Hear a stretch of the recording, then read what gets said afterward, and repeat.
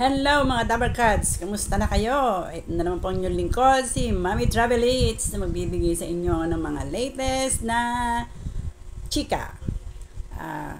Di naman lingid sa atin, nagkaroon ng memorandum, ba yung tawag doon, na yung kaya Dominic Roque, nagpagawa siya ng statement sa kanyang attorney. So ngayon, may sagot ngayon si Nanay Christopher Min tungkol dyan sa mga sinasabi sa kanya. Hindi naman siya demand letter na para mademanda. Kung hindi, parang babala lang yun sa gumagawa ng mga kung ano-anong invento o nagdadami ng iba't ibang pangalan. Ngayon, ang aking reaction naman dito ay gusto ko lang munang ipakita sa inyo o iparinig sa inyo kung ano ang naging sitwasyon at ang sinabi ni Nanay Christopher Min. Para sa akin naman, yung kanyang opinion totoo naman, ipinaliwanag niyan lahat kasi pinanood ko siya. At tama naman lahat ang sinabi niya na meron din siyang resibo, meron din siyang mga katwiran kung bakit natural, nila yun trabaho nila yun. Kahit naman tayo na nagbablog, pinapakita natin, pinararating natin sa ating mga kaibigan, ating mga reaksyon. Ngayon ay medyo mahaba, umabot siya ng mga 18 minutes kanyang pagpapaliwanag. At talagang hindi naman din siya papayag na hindi niya sabihin kung ano yung sa kanya dahil parang siya yung pinagbibintangan na bakit ako lang. Tama naman siya, may katwiran siya doon. So ipaparinig ko sa inyo yung kanya mga paliwanag tungkol dito at sana mas maliwanagan yung kabilang parlor na kung bakit gano'n ang nangyari at lang sa kanya. Sa kanya lang talaga nakatukoy yung pinaka-letter. At ito panoorin natin mga kapatid. Dominic Roque. Kahit po sa SNN, nagpapalagay po ako ng Dominic Roque sa ilalim ng camera. Kahit po dito sa Christopher Minute, naglalagay po ako ng Dominic Roque. Hindi po kasi ako pamilyar sa kanya. Dominic Ochoa po ang laging nasa utak ko, kaya po may preno ako kapag kayo apelyido niya ay aking sinasabi. Ganun po ako unfamiliar kay Dominic Roque. Nung maghiwalay sila, if sinisisi nila sa mga reporters ang mga tinatawag nilang innuendos, hindi po nanggaling sa mga reporters yon. Pumipick up lang po ng bunga mula sa puno yung mga reporters. Tulad yung mga patambisa na magkabilang kampo. Marami po yan. At sa social media po, 2-5 po yan. Sa mga programa, 3 pera po yan. At eto pa, patulan nyo po ba yung mga posers na di umano na ako daw ang nagsabi nun? Hindi po akin yung mga accounts na nakikita ninyo. Yun po yung tinatawag natin na fact-finding dapat, Mayor Bullet. Yun po dapat fact-finding. Wala po akong anumang social media account. Alam po ng buong mundo na ako po ay walang Twitter, wala po akong Instagram, wala po akong FB, hindi po ako nagkakaroon ng kahit anong account. Kaya hindi po ako yan. Huwag niyong papatulan. Mga posers po yan. Kaya nga isa lamang ang aking hamon. Maglabas kayo ng resibo na binanggit ko ang pangalan ni Mayor Bullet Halosos sa kabuuan ng kwentong ito. Mula nung aking umpisahan na talakayin ang hiwalayang Bea at Dominic Roque, maglabas po kayo ng resibo. Paninindigan ko yan kapag meron. Pero kapag wala, ano naman po ang mangyayari? Ako'y idiniin ninyo ng walang kasalanan. Yun lang naman po yun. At eto pa, malisya? Wala pong malisya. Unang-una, ano ang malisya ko para siraan si Bea at si Dominic? Ang totoo po, ipinagtatanggol ko pa nga sila. Bon, naka-ready ba yung ilang footage natin ng CFM para may patunay tayo na hindi natin idinidiin ang Bea at Dominic, lalo na si Dominic? Pwede bang pakisalang natin, Bon? Kasi Dominic, in fairness, ang galing mag-move on kasi nanonood ang concert ng River Maya. Oo, kasama si Juday at si Ryan. Di ba? At hindi niya pinadala ng bulaklak si Bea Alonzo, pero si Juday, bilang best friend ng tita Beth Tamayo niya, pinadala niya ng bulaklak. Diba? Correct. Yun. Diba, nagbigay ng bulaklak kay Bea, yung mga kaibigan niya sa bahay nila. Sinurpresa siya. Ang staff niya, sinurpresa siya ng staff niya. Tapos para pinasok siya sa kwarto at hinati siya, di ba? Maganda yan, yung ginagawa na yan ni Dom. Tama yan, tama yan. Ika nga kapag kami nawawala sa ating buhay, hindi tayo magmumukmok sa isang sulok at habang panahon na lang natin aalalahanin yung sugat. Kailangan natin humanap ng gamot, di ba? Para yung sugat, lumiit at maging peklat na lang. Ganun lang kasimple yun, di ba? Okay, isa lamang po yan. Tiwayway po yan. Na nitong bandang huli nga ang nanenega pa nga ay si Bea, si Dominic ang umaangat. At halos nakalimutan na nga po yung kwento ng kondo. Halos nakalimutan na yung kwento tungkol sa politiko na wala naman po akong binanggit pero kung bakit nagsasalimbayan. Ang dami-dami po mga larawan nila na lumalabas. Pati yung mga kay Zian Gasa na nga lang diretso-diretso bakit hindi yun ang inyong habulin? Siya ang nagsalita sa inyo na kayo yan, di ba? Okay, eto pa.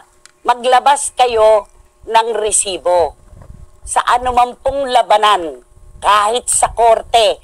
Maglabas po kayo ng resibo na ako ang nagbanggit ng pangalan ni Mayor Bullet Halusos.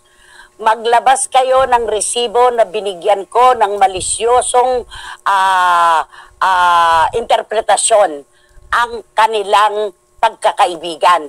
Sino po ba ang pumiyok? Sino po ba ang umamin? Hindi ba't nagpa-interview nga sila ni Ginoong Bong Suntay at inamin niya na kanya yung condo unit na pinatitirahan niya 50% ang bayad ni Dominic Roque. Kaya nga ang sabi ko, Dominic, alam mo na hindi imbento ang kwentong ito.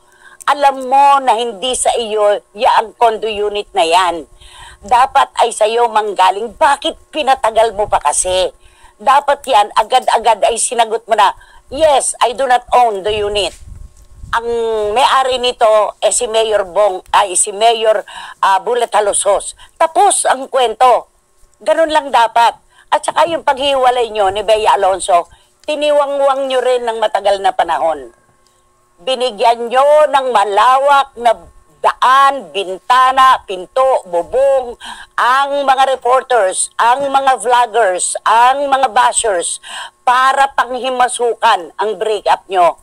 Samantalang po pwede nyo namang linawin kung bakit nga ba kayo nagkahiwalay at bakit hindi na matutuloy ang kasal at ano ang tunay na dahilan. Naglabas kayo ng inyong pinagkasunduan na official statement pero wala kayong binanggit na dahilan. Habang wala kayong binabanggit na dahilan kung bakit hindi matutuloy ang inyong kasal, ang mga tanong ay hindi matatapos. Ang pagdalirot ng publiko sa mga nakatago na espasyo ng inyong love life, hindi po pwedeng mahinto yan. Ang kailangan, diretso ninyong sabihin. Diretso ninyong sabihin kung ano talaga ang tunay na dahilan. At ngayon, Dominic Roque, napakaselan mo. Napakasensitibo mo. Public figure ka. Pero lumalabas dito sa iyong pinalabas na pahayag, opisyal na pahayag sa pamamagitan ng iyong mga abogado na ayaw mong may naririnig at nababasa na para sa iyo ay hindi kagandahan na kwento. Hindi po pwede yun. Hindi pwede yun. Pinasok mo ang mundo ng showbiz, nasa lokal na aliwan ka. Kapag ipinasok mo ang isang paa mo dito, kasunod ang kabila. Yung kapribaduhan na hinihingi ninyo ni Bea, maramot sa inyo yon. Hindi kayo pagbibigyan ng kapalaran. Kapag hiningi ninyo ang kapribaduhan, mabibigo kayo. Unang-una, public figures kayo. Huwag na nating gamitin yung public property dahil may sarili din kayong buhay na dapat itira kahit kudlit lang para sa sarili nyo.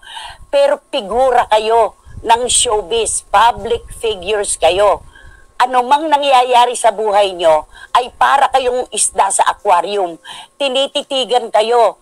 Bawat paling ninyo, bawat galaw nyo, mapapansin. Lalo na si Bea Alonso. Ikaw, Dominic, hindi ka pa nga gaanong sikat. Ang totoo, kuminang ang pangalan mo dahil kay Bea Alonso, magpakatotoo tayo, hindi ako magtatago sa ilalim ng carpet. Kuminang ang pangalan mo dahil kay Bea Alonso. Tapos ikaw pa ang magiging ganito kaselan, ganito ka inosente, ganito ka mapili na mga gusto lang marinig at mabasa. Unang-una, walang mali siya, Dominic. Ipinagtatanggol ka pa namin. Ako mismo, ipinagtatanggol kita. Ayoko na isang lalaki ay ninanakawan ng pride ng isang babae. Naririnig nyo yan. Kung napapanood nyo ang aking mga sinasabi at nakikinig kayo, malalaman mo na kinokontra ko ang mga taong nangmamaliit ng kapwa. Hindi po pwedeng magkaroon ng mali siya. Hindi kita sinisiraan. Yun ang napakalinaw. Ang mga bashers, kinokontra ko rin kapag sinasabi na, sino ka ba para maging asawa ni Bea Alonso? Mas mayaman naman si Bea. Lagi kong ipinagtatanggol ang iyong estado sa buhay na hindi pera ang simula at wakas ng isang relasyon. Hindi pera ang barometro ng kaligayahan ng magiging mag-asawa. Kung meron mang pera ang babae at wala ang lalaki, tatanggapin niya dapat yon, yung kakulangan at kalabisan ng kanyang minamahal, tanggap niya dapat yan. Dahil ang libro ng pag-iibigan ay hindi nagtatago ng mga kapintasan at mga kakulangan. Lagi kong sinasabi yan, si Bea, mulat-mula sa lahat ng laban niya sa buhay, kasama niya ako. May hawak kong armas para kay Bea Alonso dahil alam ko nasa tama siya. Hindi ako kikiling sa mali. Hindi ako magpapatianod, nakakampi kapag mali ang ginagawa. Tulad nung kay Mayor Bulit Halosos. Ang turing niya sa mga TVJ defenders, kalaban nila. Hindi. Kami pong mga manunulat ay merong inaalagaan na kredibilidad. Tulad ninyo, sabi nyo nga ni Ginoong Bong Suntay, meron kayong pangalan na iniingatan, dapat responsable ang mga media men, mga media people sa pagtalakay tungkol sa inyong issue. Lahat po tayo merong inaalagaan. Kayo po yung pagiging politiko nyo, pinaghirapan nyo po yan, alam ko yan. Talagang marami kayong ginawa na kabutihan sa inyong mga nasasakupan para isulat ang inyong pangalan sa balota. Parang kami rin po na mga manunulat. Ilang pong taon po naming iniingatan, dekada po naming iniingatan ang aming kredibilidad para tudlain lamang at sirain sa isang iglap. Hindi po namin ipinanganak ito ng magdamagan lang. Hindi po namin pinaghirapan ang kredibilidad at pagtatawid ng balita na dinadaan po muna namin sa investigasyon bago namin pakawalan. Hindi lang kayo ang may dapat ingatan. Kami pong mga taga-media ay meron din. Hindi ko po masisisi ang ibang vloggers kung sila ay sumausaw, kung sila ay nagdagdag at nagbawas ng mga komento mula sa aking mga sinasabi. Pero dapat maging responsable din po tayo. Ilan po sa inyo, boses lang ang naririnig. Naglalagay pa kayo ng mga kwento na lihis naman sa tinatalakay namin dito sa Christopher Minute at sa SNN. Ganun po ba ang gusto niyong mangyaring laban? Pinaghihirapan namin ang aming mga kwento, ang aming mga sinusulat, ang aming ibinabalita para wasakin nyo lang sa isang iglap. Hindi po kami ganon. Yun ang amin. Eto lang ako po ay hindi sabon na kapag ang ating kamay ay nadumihan, gagamitin nyo po ako para luminis. Hindi po ako sabon. Hindi rin po ako pabango na kapag ang ating pangalan ay nalalagyan ng kaunting hindi kagandahang amoy, iwiwisik nyo ko sa inyong katawan para kayo bumango. Lalong hindi po ako kumot. Napakaliit na tao ko po para gawin yung kumot na pangkanlong sa anuman na gusto nyong palabasin. Huwag po ganon. Kung may respeto kayo sa inyong kapwa, kami rin po may respeto sa inyo.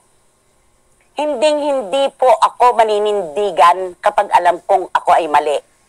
Kayo po mga kapwa, kababayan ko, mga CFMers na mga anak-anakan ko, mga kaibigan kong napakalapit sa aking puso, sukat nyo na po ang puso ko. Sukat na sukat ko rin po ang aking damdamin.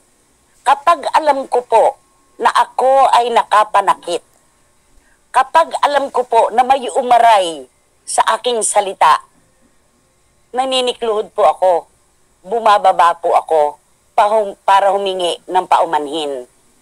Pero kapag alam ko po na malinis ang aking konsensya at idinidikta nito sa aking puso na wala akong sinaktan ng direktahan, na wala akong pinangalan ng mga salitang malisyoso, kapag alam ko po na wala akong binitiwang mga salita ng paninirang puri, irereserba ko po ang panghihingi ko ng paumanhin sa susunod na pagkakataon na baka may masaktan ako ay wala na akong maibigay. Kung nire-respeto niyo po ang inyong sarili, nire-respeto ko po ang sarili ko. Hindi ko po hihintayin na ibang taong rumispeto sa akin. Ayoko pong mabuhay na wala akong respeto sa aking sarili. Ito lamang po ang kayamanan na hawak ko. Respeto sa aking sarili na kahit sabihin ng buong mundo na mali ang isang bagay, kung sa palagay ko po at sa aking paniniwala ay totoo, tutuloy po ako. At kahit buong mundo na po ang nagsasabi sa akin na mali ang aking ginagawa, kung sa palagay ko at sa puso ko ay tama, wala pong makapipigil sa akin. Kaya ito pong ipinadala nila na opisyal na pahayag, hindi naman po ito demand letter. Hindi naman po ito nagsasabi na ididemanda nila ako. Ito po ay isang senyal na kailangang maging responsable ang mga media men sa kanilang mga sinasabi. Wala po dito sa mga nag-aalala ng demandahan, wala naman po. At hindi ko po sila hinahamon. Pero alam naman po natin na sa bawat labanan ng anumang bagay ay meron tayong hinihinging resibo at kailangan nagpapakita po tayo ng resibo. Uulitin ko lang po. Kay Ginoong Bong Suntay, nilinis ko po ang pangalan ninyo nung kayo ay idawit sa isyong ito. Nilinis ko rin po ang pangalan ni na Senador Bongo na walang kamalak-malak kung bakit nadamay. Si Ginoong Harry Roque na nakikisaw-saw po ngayon sa issue. Hindi ko na siya tatalakayin. Sayang naman po ang ating panahon kung sa kanya ko pa ibibigay ang aking oras. Kay Congressman Sandro Marcos na napakabata para maging biktima ng mga pagdududa, hindi po sa amin nanggaling ito. Kay Congressman Joey Salceda, maraming salamat po sa pangunawa na ni isa sa inyo na binanggit ko. Wala pong tumawag, nagpasulat sa abogado dahil alam ninyo na hindi naman kayo dapat madamay, pero mga politiko kayong tanyag at kayo'y inihalo lamang sa usaping ito kahit wala kayo talagang kinalaman. Kaya ako'y nagpapasalamat sa mga politikong ito. Hindi po nagsayang ng panahon na ako'y abalahin na bakit ganito, bakit ganyan. Dahil ang linis-linis po ng presentasyon. Kahit si Mayor Bullet Halusos, wala kang makikita kahit initials mo sa aking pagsasalita mula ng aking talakayin itong Bea Alonzo, Dominic Roque split up na to hanggang sa panahong ito. Ngayon ko lang nalaman na ikaw pala ay nasaktan at pinagbintangan pala ang iyong kasarian. Hindi ako ang hihingi sa iyo ng patawad. Ni paumanhin ipagdadamot ko. Dahil kahit minsan, hindi ko sinabi na si Dominic Roque ay nakatira sa isang condo unit na pag-aari ng isang baklang politiko. Wala akong binanggit na ganon. Wala akong sinabing anuman. Walang pagdududa sa gender o kasarian ng politiko. Wala. Malinis. Malinis na malinis. Alam niyo po mga kapatid, dapat talaga ay sinasagot ang mga bagay-bagay na malabo. Dapat talaga ay nililinaw ang mga bagay na baliko. Hindi po ako papayag na ako ay itulak sa pader ng walang kalaban-laban. Lalo na kung malinis ang aking puso at konsensya na wala po akong sinaktan, wala pong malisya ang aking mga binitiwan, at lalong wala pong paninirang puri. Mga kapatid, meron pa tayong mga isyong tatalakayin, kasabay ang pasasalamat sa mga tao na hindi nagkulang ng respeto, tiwala, paghihintay at pagmamahal. Ayun. O, di ba? Maliwanag naman yung explanation niya ni Nanay Christopher Min. Ang ano lang kasi sa atin, sa ibang mga vlogger, kung meron tayong papanigan, alam ba, pinanigan natin na alam natin tama, siguraduhin lang natin na meron tayong resibo para hindi tayo nasisilipan. Ngayon, kung katulad ko, nagbibigay lang ako ng reaksyon o kaya advice pa, lalo na dun sa mga vlogger na masyado namang nagpapakabayas, mali naman. Sana dun lang tayo sa gitna. Alam naman natin yung ginagawa natin, iisip natin, nasa tamang katinuan tayo, dun tayo sa tama. Ngayon, kung meron tayong, siyempre, showbiz ang binablog natin, hindi ba, politics, mag-research din naman tayo. Kung kaya natin gawing naging sa gitna lang tayo at huwag tayong masyadong pagkabayas, or pwede tayong kumampi doon sa tama. Okay, mga kapatid, ganun lang naman yun eh. Hindi naman kailangan na masyad natin pupukin yung tao. Halimbawa, naskampi tayo dun sa isa, tapos gagawin natin, sisiraan natin yung isa. Hindi naman yung tama, mali yun. So ayun, narinig natin paliwanag ni Christopher Min na hindi naman siya basta-basta magsosorry kung wala talaga siyang ginawa. At meron din naman siya mga resibo sa kanyang mga pagpapaliwanag. Okay, hanggang doon na lang po muna ating may paglilingkod at maraming salamat. Bawal ang stress at mainit ang ulo. Paliwanag lang ng konti kapag may time. Research din pag may time. Bye!